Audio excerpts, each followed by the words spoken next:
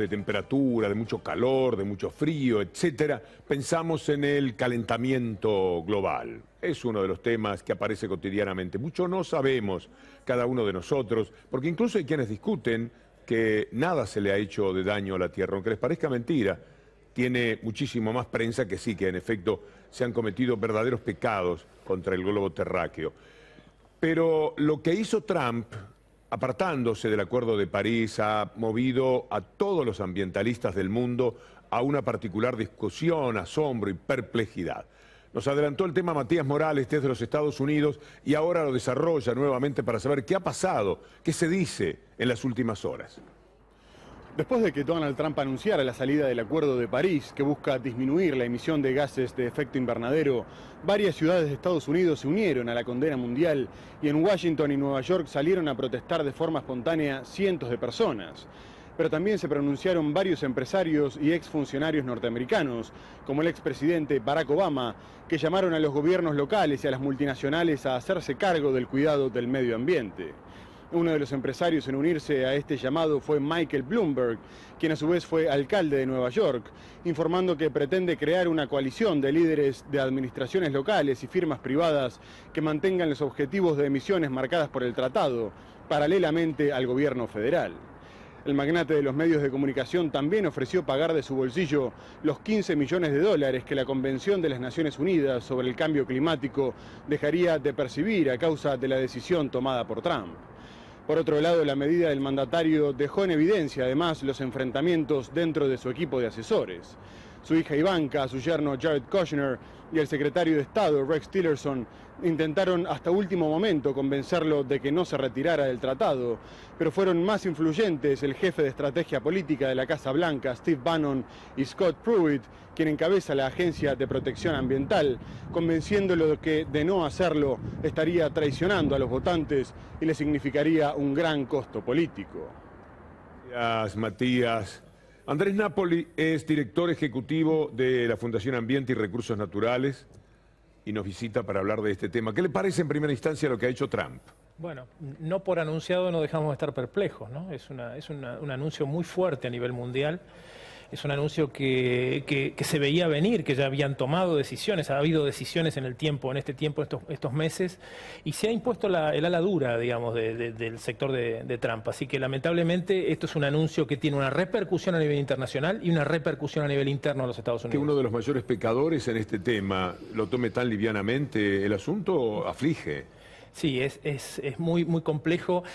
Recordemos que llegar al Acuerdo de París comenzó en 1992, porque en 1992 en Río de Janeiro se aprobó el Convenio Marco del Cambio Climático. Después hubo todo un proceso de ajustar el protocolo de Kioto.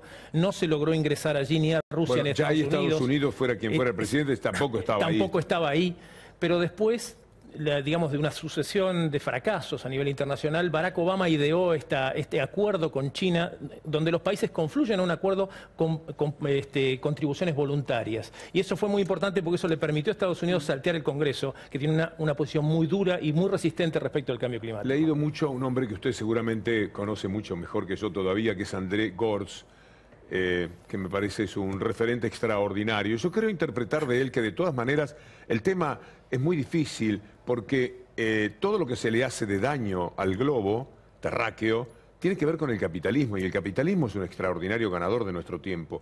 ¿Qué opina de esa idea? Sin lugar a dudas. Por eso cuando hablamos de que el cambio que tenemos que hacer es un cambio de paradigma, no podemos seguir con estos grandes patrones de consumo. Es decir, hoy Estados Unidos le reclama a China digamos, ponerse en la misma situación, pero Estados Unidos tiene muchísimos años más de consumo, muchísimos años más digamos, de exacción planetaria que China, que hoy está haciendo un gran esfuerzo para ingresar en este proceso, pero en realidad lo que tenemos que plantear es un cambio de paradigma, no solamente con disminuir las emisiones, con el control de las emisiones, sino que tenemos que reflexionar entre todos cuál es nuestro paradigma de consumo. ¿Y quién detiene el capitalismo? Una gran pregunta.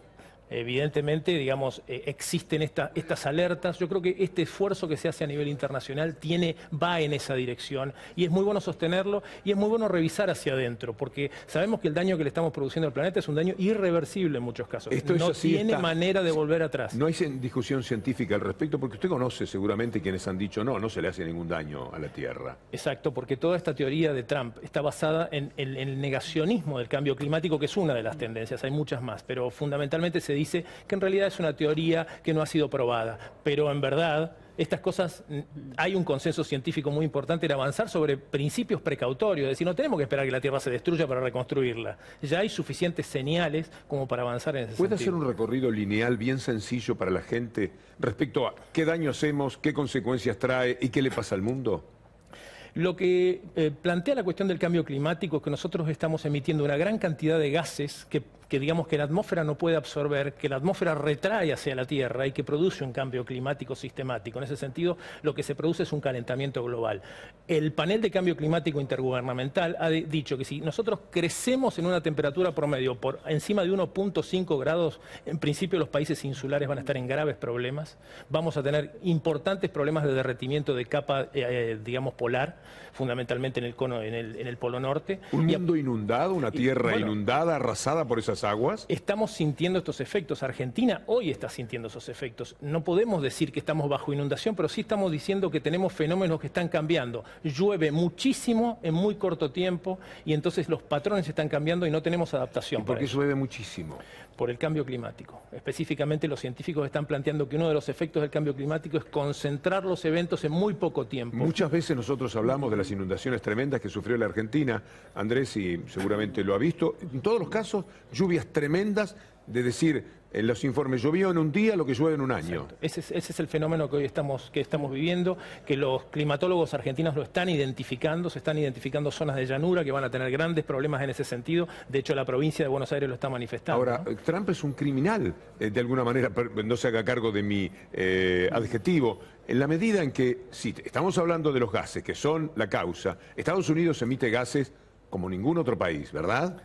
Y entonces ellos se apartan de todo protocolo. ¿Quién los controla? Para colmo son los más poderosos del mundo. Bueno, este es el problema de la cuestión de las relaciones internacionales. Fundamentalmente lo que el protocolo, el cambio climático no pudo avanzar es en un convenio multilateral con algún sistema de control externo. Por eso se fue a un acuerdo voluntario. Y así todo Estados Unidos se sale del acuerdo voluntario. Porque además es una señal para el mundo. Es decir, yo estoy por encima de Europa, estoy por encima de China, tengo mis efectos específicos y además es un mensaje hacia adentro de los Estados Unidos, que es un mensaje muy malo, porque si miramos lo que Trump, algunas de esas decisiones de Trump le permitió a las empresas que producen carbón emitir y realizar emisiones hacia los ríos y hacia los acuíferos sin penalidad, que era lo que Obama había planteado. Es decir, si usted quiere producir carbón va a tener que tener un sistema de control de emisiones. Bueno, Trump lo retiró, porque esa es su promesa para la industria del carbón de los Estados Unidos. Es decir, estamos mezclando mundo con país.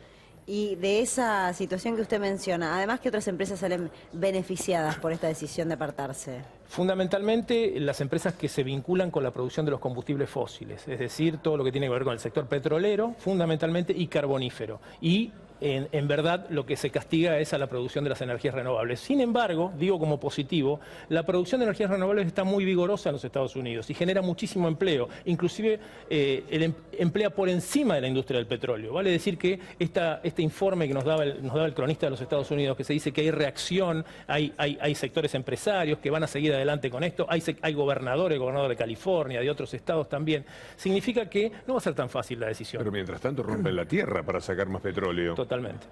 Con lo cual el ataque es muy sostenido. Sí, sin embargo, lo que hay es una gran resistencia y una conciencia creciente. Yo creo que hay que apostar a eso y hay que trabajar en ese sentido. ¿Qué reacción puede tener Europa? Es decir, ¿hay contestación para lo de Estados Unidos? ¿Hay algún otro poder que balancee esta locura de Trump? Hoy en día, digamos, los grandes bloques son Estados Unidos, la Unión Europea, que trabaja como un bloque en conjunto, y China. Habrá que ver cómo reacciona China, pero la Unión Europea ha sido un gran sostenedor de los procesos de cambio climático, fundamentalmente porque no tiene petróleo, además. Bueno, esa era la pregunta, Andrés. Estamos hablando de los que no hicieron o de los que conspiran contra el bienestar de alguna manera de la Tierra. ¿Alguien ha hecho algo que no sea declamativo de un tiempo que usted considere prudencial a esta parte? En verdad, la Unión Europea promovió mucho un acuerdo vinculante. Pero no fue posible, porque además la Unión Europea tuvo el proceso de crisis, es decir, Europa no está en un florecimiento generalizado. Entonces, eso atentó en definitiva contra las posibilidades de avanzar en ese sentido.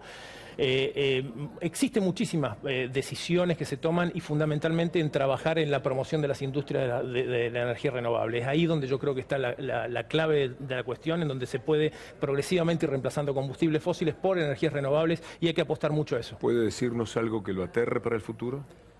Que tengamos más Trumps en los gobiernos de distintos lugares del mundo. Eso me aterra, ¿sí? Me aterra Francia, me puede aterrar Alemania. Eso es muy complicado y creo que debemos llamarnos y alertarnos sobre ese tema. Porque el mundo se corre cada día más hacia los negocios también, ¿verdad? También.